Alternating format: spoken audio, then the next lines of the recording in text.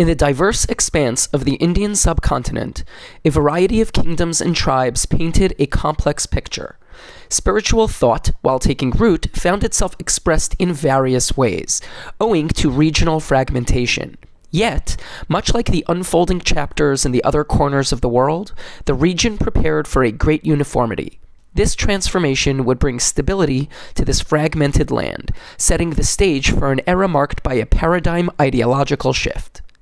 Hello, and welcome to Impactful Moments, where we explore some of the most, you guessed it, impactful moments in human history. In this video, we will discuss the Mauryan Empire's transformation of India. While Rome was expanding and Alexander the Great's Hellenistic Empire saw fragmentation to the west, the 4th century BCE in the Indian subcontinent was a time of vibrant culture, religious, and political diversity. The prevailing religious philosophy, Vedic Brahmanism, had seen alternative spiritual paths, notably Buddhism and Jainism, beginning to take shape. Political thought, much like the religious layout, was multifaceted. The Nanda dynasty of the Magadha Empire was the dominant force in the region, with particular domination in the northern Indian subcontinent. But other regional powers, known as Mahajanapadas, such as the Vatsas and the Avanti, also held sway, filling out the geopolitical landscape. Nanda dominance, however, led to tyrannical and despotic policies, which weighed heavily on the populace, leading to the rise of a charismatic figure named Chandragupta Maurya. Historical records provide limited details about his early life, but his actions, beginning around 321 BCE, have forever changed the history of the landscape.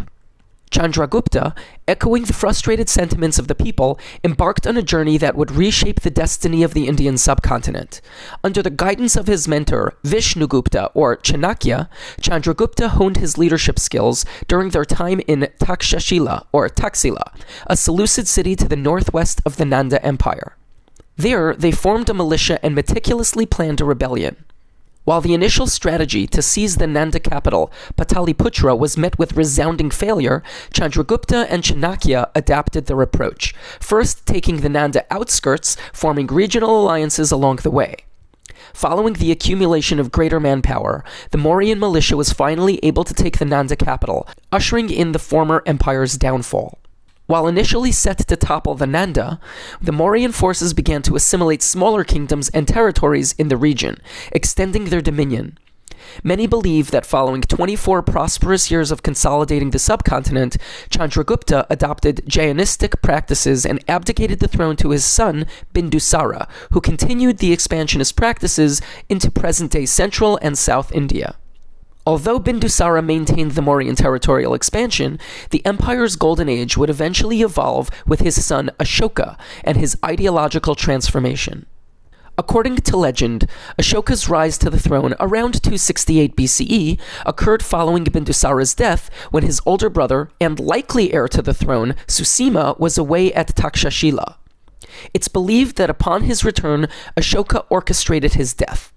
Ashoka's early rule was marked with cruelty and self-indulgence, earning him the names Chandashoka and Kamashoka, meaning Ashoka the Cruel or the Lover. He was largely focused on the empire's expansion tactics until 261 BCE, when he engaged in the Battle of Kalinga, likely to acquire the territory.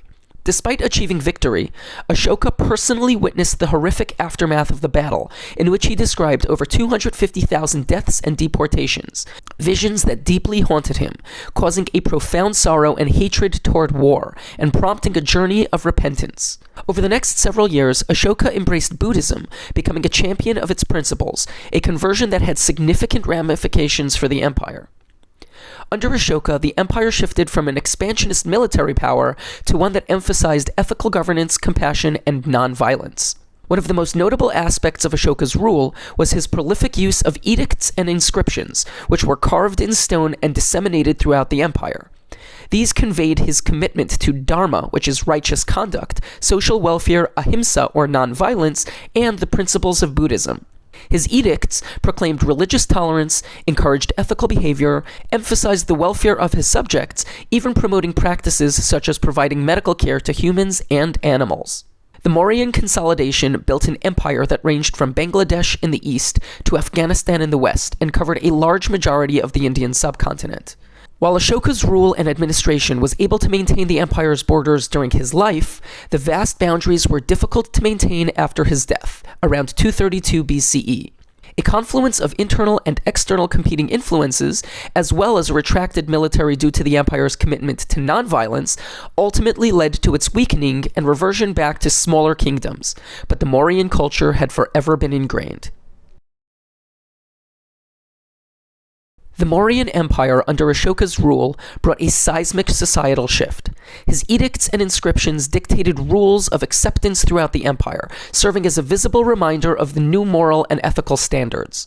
Once a land of tribal and religious favoritism, the Mauryan Empire brought widespread promotion of religious tolerance, ensuring that people could practice their faith without fear of persecution.